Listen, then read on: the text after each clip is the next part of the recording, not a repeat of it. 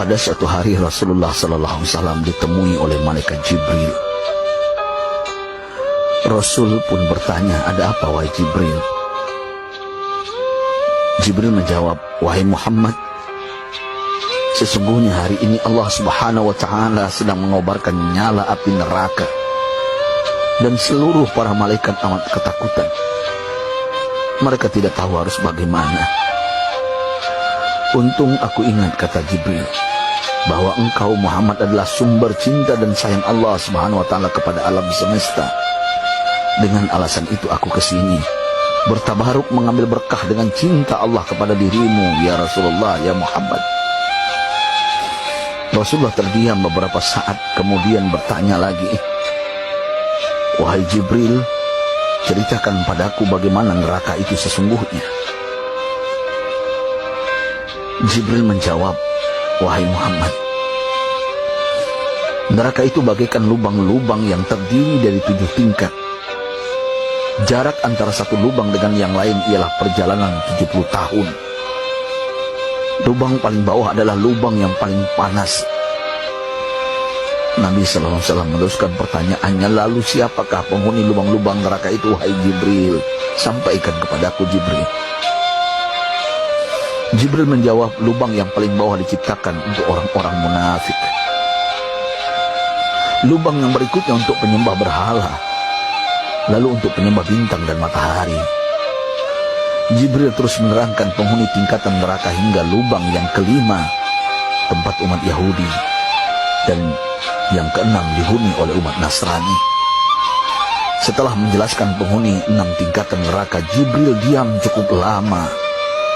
Rasulullah SAW penasaran dan bertanya kepada Jibril, "Wahai Jibril, siapakah penghuni neraka yang ketujuh?" Jibril diam saja tidak menjawab. Rasulullah SAW mengulangi pertanyaannya, tapi Jibril tetap diam.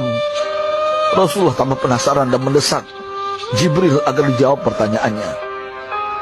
Akhirnya Jibril pun berkata, "Umatmu, wahai Muhammad, mereka itu para pelaku dosa besar di kalangan umatmu, yang dimana sampai mereka mati belum sempat bertaubat."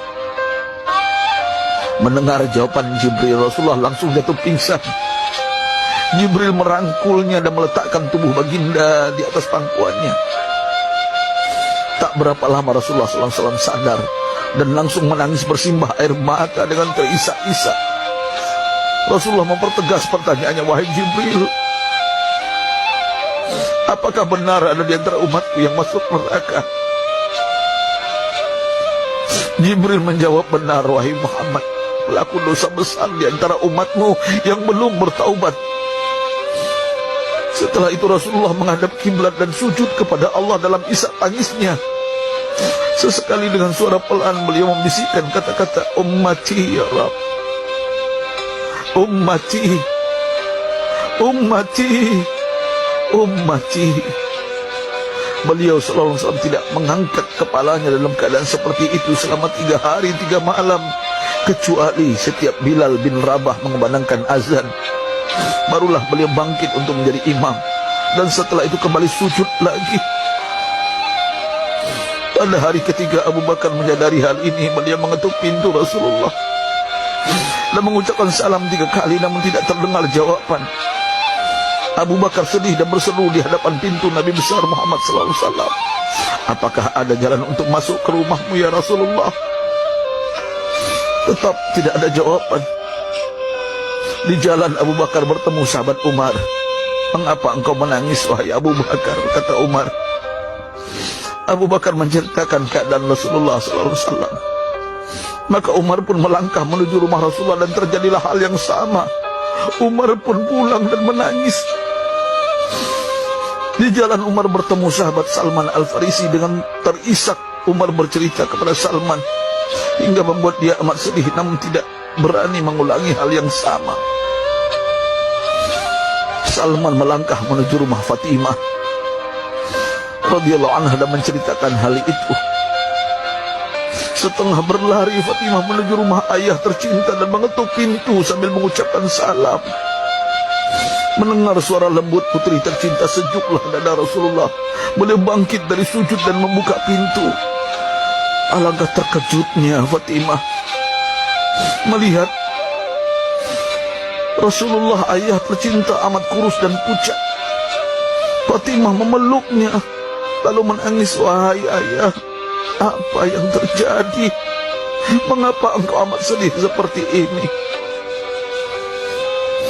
Rasulullah kembali menangis dan berkata dengan suara lirih, wahai Fatimah, belahan jiwa aku.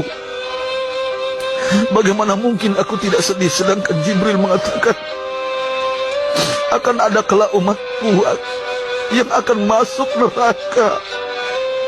Subhanallah, betapa besar cinta Rasulullah kepada kita umatnya. Sahabatku, Rasulullah mencintai kita. Antaman ma'aman ahbabta, engkau akan berkumpul dengan orang yang kau cintai. Mari kita mencintai baginda Nabi besar Muhammad SAW yang mencintai kita umat yang tidak rela kita masuk neraka. Mari kita mencintai beliau dengan berselawat. Sahabatku, sampaikan, Rasul mengajarkan kepada kita, man dalla ala khairin falau mislu ajri fa'ili. Siapa yang menunjukkan kepada kebaikan, maka dia akan mendapatkan pahala seperti orang yang mengerjakannya.